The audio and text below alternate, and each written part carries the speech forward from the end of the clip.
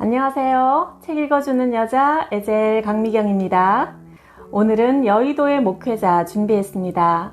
놀라운 이야기들 통해서 살아계신 하나님을 한번 만나보세요.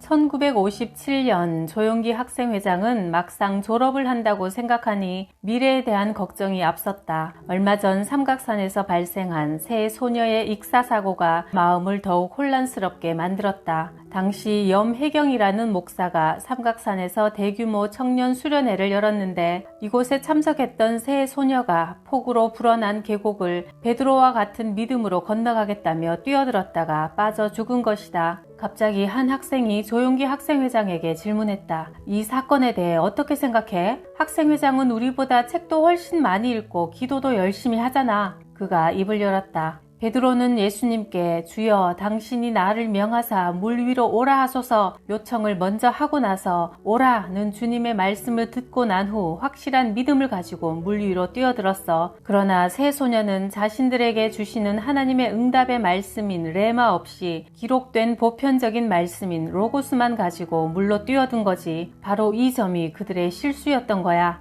앞으로의 진로 문제도 마찬가지야. 우리 마음대로 결정하면 큰 낭패를 보게 되는 거라고. 그럼 하나님께 응답받기 위해서는 어떻게 하면 되는데? 어떻게 하기는 그저 부르짖어 기도하는 수밖에 없지. 실제로 조용기는 졸업을 앞두고 매일같이 학교 강단에 꿇어 엎드려 진로 문제를 놓고 부르짖어 기도했다. 하루는 조용기 학생회장이 예배실 맨 뒤에 앉아 기도하고 있는데 최자실 집사가 들어오더니 맨 앞에 앉아서 기도하기 시작했다. 그때 갑자기 조용기의 마음 가운데 최자실 집사에게 가서 안수기도를 해주어라는 음성이 들려왔다. 그는 한참을 망설이다가 최자실 집사에게 말을 꺼냈다. 제 마음속에 자꾸 집사님을 위해 안수기도를 해주라는 음성이 들립니다. 그러면 해주세요. 조용기 회장은 조심스럽게 최자실 집사의 머리에 손을 얹고 기도하기 시작했다. 전혀 뜻밖의 말들이 그의 입에서 흘러나왔다. 너는 신학교를 졸업하고 나면 남편에게 이혼당할 것이다. 그러나 10년 후 남편이 다시 돌아오게 될 것이다. 지금 네 머리에 안수하고 있는 사람이 너의 사위가 될 것이다. 뭐라고? 최자실 집사는 어이가 없어 그 자리에서 벌떡 일어나 예배실을 나가버렸고 그 후 두 사람은 함께 천막교회를 개척하게 되었고 서대문으로 옮겨 순복음 중앙교회가 계속 성장해 나가자 조용기 목사에게 아내와 가정이 필요하다는 여론이 교회 내에 급속하게 일어났다. 부인회 임원들이 조 목사의 자취방을 방문했다. 목회하시느라 고생하시는 목사님에게 보필할 사모님이 계셔야 합니다. 목사님은 아무 소리 마시고 무조건 성의 양과 결혼하시지요.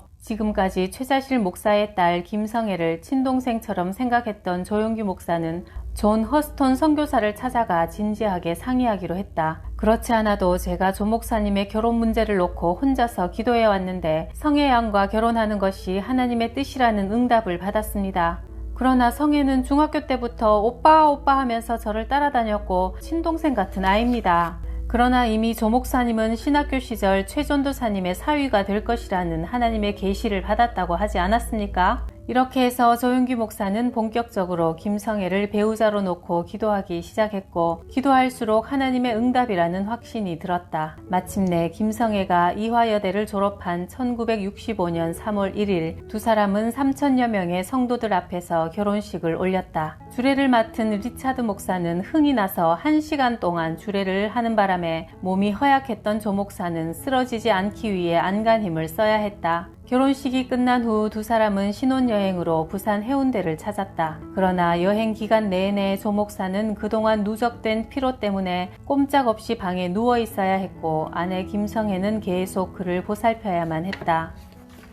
어느 날 조용기 목사가 선교여행을 마치고 돌아와 교회 사무실에 도착하자 목사님 큰일 났습니다. 목사님께서 외국에 계시는 동안 교회 재정을 맡았던 박모 장로와 김모 장로가 교회 명의로 은행에서 돈을 빌려 앙고라 장사를 하다가 그만 망했다지 뭡니까? 조 목사는 깜짝 놀랐다. 아니 어떻게 내 인감도장도 없이 교회 명의로 돈을 빌릴 수 있었단 말입니까? 그동안 두 사람이 목사님을 대신해서 오랫동안 은행과 거래를 했더니 은행원이 두 사람 말만 믿고 돈을 빌려주었다는군요. 은행에서는 돈을 갚지 않는다며 교회를 상대로 고소장을 제출한 상태였다. 두 분은 지금 어디 계시는데요? 두 사람 모두 쓰러져서 자리에 누워 있습니다. 조용기 목사는 먼저 박모 장로의 집으로 갔다. 박 장로는 급성 간염에 걸려 온몸에 빨간 반점이 돋은 채 누워 있었다. 그는 조용기 목사가 방 안으로 들어오는 것을 보고는 넋이 나간 얼굴로 연신 하는 소리만 냈다. 이날 조 목사는 박 장로를 위해 간절히 기도해 주었다. 하나님, 비록 박 장로가 하나님 앞에 큰 죄를 지었으나 그의 영혼만은 불쌍히 여겨 주옵소서. 그러나 조 목사가 교회 사무실로 돌아온 지 몇 시간도 채 지나지 않아 박 장로가 죽었다는 전갈이 왔다. 박 장로와 함께 교회 명의를 도용했던 김모 장로마저 중풍으로 쓰러지고 말았다.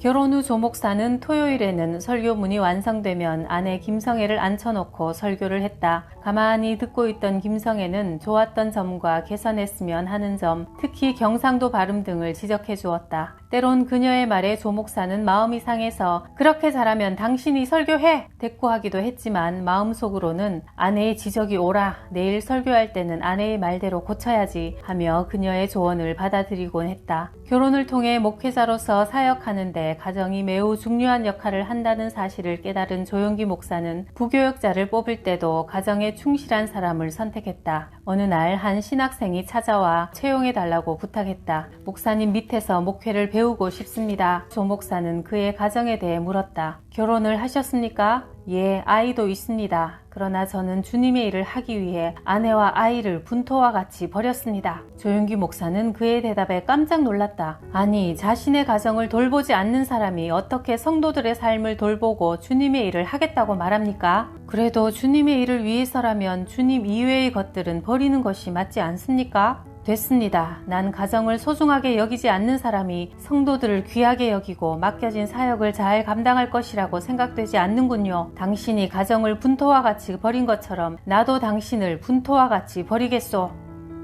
젊은 사람이 참 안 됐어. 6개월을 넘기지 못하겠군. 양쪽 폐에 구멍이 뻥뻥 뚫려 있으니 손쓸 방법이 없네. 그들은 조용기가 알아듣지 못하도록 영어로 이야기했지만 평소 영어 공부를 열심히 해서 그들의 대화를 다 알아들었던 조용기는 죽음의 그림자가 자신을 덮고 있다는 것을 깨달았다. 그는 폐병을 앓기 시작한 이후 혼자 독방에서 살아야 했다. 어느 날 그는 죽음에 대한 공포가 너무나 커서 혼자 바닥에 누워 통곡하고 말았다. 하나님이 계시면 낼 좀 살려주이소. 내는 죽기에는 너무도 억울합니다. 매일같이 불경을 소리내서 읽어도 도대체 부처님은 어디 가고 없고 아무런 대답도 없습니다. 만약 하나님이 계시면 내를 좀 살려주이소. 이 일이 있고 일주일 후 누나의 친구가 찾아왔다. 내가 오늘 니한테 좋은 소식을 전해주려고 왔다 아이가. 예수님 믿으래. 예수님 믿으마 천당에 간다 아이가. 내는 죽어서 천당에 안 가고 쇠똥에 뒹굴어도 여기서 살고 싶습니다. 하나님은 못하시는 게 없으니까 네 병도 고쳐주실 수 있을 끼다. 예수님 믿으마 니도 살 수 있다 아이가. 예수님은 하나님의 아들이시래. 그분이 우리의 죄를 대신 짊어지고 십자가에 달려 돌아가신 기라. 그분을 믿으마 구원을 받고 영원히 살 수 있다 아이가.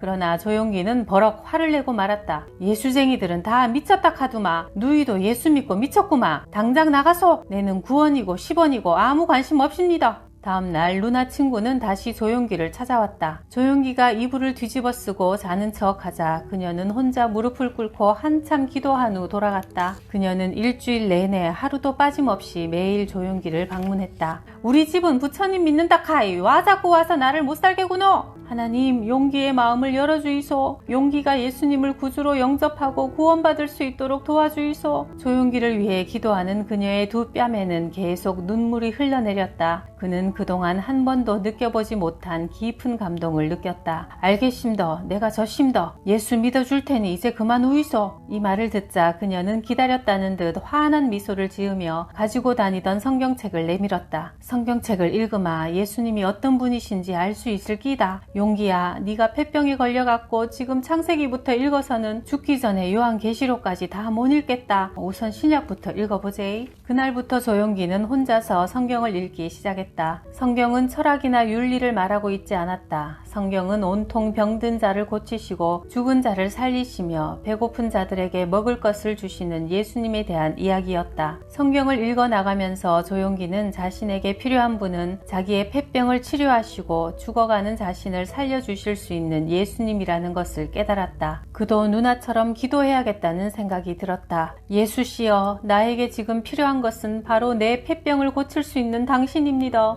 의사들은 아무도 내를 고칠 수 없다고 합니다. 그러나 성경을 보마 예수씨는 중풍병자도 고치고 안진뱅이도 일으키고 나병 환자도 깨끗하게 하고 죽은 나사로도 살려주지 않았습니까? 만약 예수씨가 내를 고쳐주신다 카마 예수씨를 위한 사람이 되겠습니다. 제발 나를 살려주이소. 이렇게 눈물 흘리며 한참 기도하고 나자 마음 깊은 곳에서 기쁨이 넘쳐나고 가슴이 뛰면서 온 몸이 뜨거워지기 시작했다. 마음속에서부터 생명의 기운이 솟아오르자 조용기는 흥분된 마음을 감출 수 없어 마당으로 뛰어나가 기분이 너무 좋아서 노래를 부르고 싶은데 어떤 노래를 불러야 할지 몰랐다. 결국 신라의 달밤을 목청껏 부르자 가족들이 모두 마당으로 나와서 걱정스러운 눈으로 자신을 쳐다보고 있었다. 동생 중 하나가 어머니에게 물었다. 어머니, 사람이 죽게 되마 저렇게 도는 기가? 어머니는 조용기에게 다가가 어깨를 꼭 안아주며 하염없이 흐느껴 울었다. 네가 가난한 집에서 태어나 제대로 먹지도 입지도 못하고 장남 노릇한다고 참말로 고생했다. 이제 죽으마 부잣집에 태어나 먹을 것도 많이 묻고 네 좋아하는 공부도 많이 하거라. 어머니, 내가 죽기는 와 죽십니까? 내는 절대로 안 죽십니다. 내는 지금 기분이 참말로 좋아해. 그날 이후로 조용기는 성경책을 손에서 놓지 않았다. 내가 성경을 펴서 읽으려고 하면 한 단어 한 단어가 살아서 파닥파닥 뛰어오르는 것 같고 마음이 어찌나 감동이 되었는지 한 절 읽다가 울고 다시 한 절 읽다가 눈물 흘리고 하니 그러면서 몸이 점점 좋아지니 처음에는 예수씨에게 살려만 주면 당신을 위해 살겠다고 해놓고는 사람이 변속할 때 다르고 나올 때 다르다고 내 마음도 싹 변했다. 내 나름대로는 의사가 되고 싶은 꿈이 있었는데 정말 주의 종이 되어야 하는지 확실한 증거를 체험하기 위해 금식기도를 하기로 결심했다. 하루 3끼를 꼬박 굶어가면서 하는 금식기도는 처음이라 조용기는 많이 힘들었다. 둘째 날 밤에는 김이 모락모락 나는 밥상이 눈앞에서 왔다 갔다 하는 꿈을 꾸기도 했다. 이렇게 굶어가며 기도한 지 사흘째 되는 날 새벽 2시쯤 갑자기 방 안에 불이 붙어서 불기둥이 천장으로 솟구쳐 올라가고 있었다. 아이고 이젠 죽었구나 싶어서 일어나 도망치려고 하는데 갑자기 연기가 싹 사라지더니 흰옷을 입은 사람이 서서 왼손은 가슴에 얹고 오른손은 하늘을 가리키고 있어요. 조용기는 이 사나이가 소방관일 것이라 생각하고 온 힘을 다해 구해달라고 몸부림쳤다. 뭐하고 그렇게 서 있는겨? 빨리 날 좀 구해주이소. 환한 빛이 그를 감싸고 있었고 이마에는 피를 흘리고 있었다. 순간 조용기는 이분이 바로 켄 타이즈 선교사가 그토록 목이 터져라 외치던 예수님이라는 것을 깨달았다. 아이고 예수님이시죠? 그때 조용한 목소리가 들려왔다. 용기야, 부귀영화는 금방 잿더미가 되고 만단다. 복음을 전하는데 너의 일생을 바쳐라. 지는 폐병 환자입니다. 내가 네 폐병을 고쳐줄 테니 평생 나의 종이 되겠느냐? 예, 지를 고쳐주시마 평생 종이 되겠습니다. 이렇게 말하고 조용기는 예수님의 다리를 껴안았다. 예수님이 환한 웃음을 지으시며 그를 바라보는 순간 조용기는 정신을 잃었는데 다시 깨어보니 아침 해가 중천에 떠올라 있었다. 비로소 조용기는 구원의 감격을 느낄 수 있었고 성경 말씀들이 모두 사실이라는 것을 확신할 수 있게 되었다. 1956년 조용기는 서울로 올라와 곧바로 서대문에 있는 순복음 신학교를 찾아갔다.